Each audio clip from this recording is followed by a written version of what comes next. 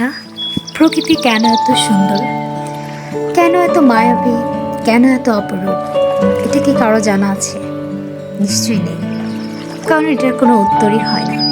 এত সুন্দর পৃথিবী, আর তার এত সুন্দর রূপ, এত মনোমুগ্ধকর।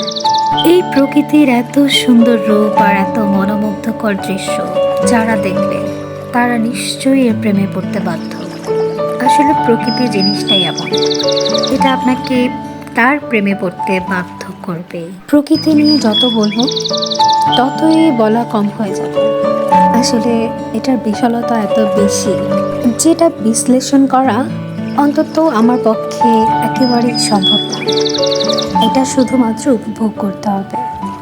এটার সৌন্দর্য আপনি যত উপভোগ করবেন, এর বিশালতা তত বেশি উপলব্ধি করতে পারবেন।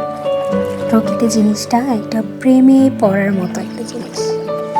প্রকৃতি আপনি যতই গভীরে যাবেন তত এর মায়ায় জড়িয়ে যাবেন। এটা থেকে ফিরে আসা আপনার পক্ষে সম্ভব না।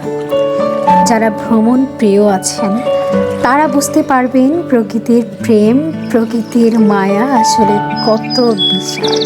প্রকৃতির মাঝে এই 7 রঙের বিখ্যাত সেই শ্রীমঙ্গলের চা যখন বিষাদ লাগে তখনই আমার মতো সব মিক্সড করে খেয়ে দেখবেন, এটার স্বাদ অতুলনীয়। এত ঠান্ডা পরিবেশে একটু ঠান্ডা ডাব খাবো না, সেটা কি করে হয়? তাই ডাবেও একটু চুমুক দিয়ে নিলাম, আর দুজন মিলে হারিয়ে গেলাম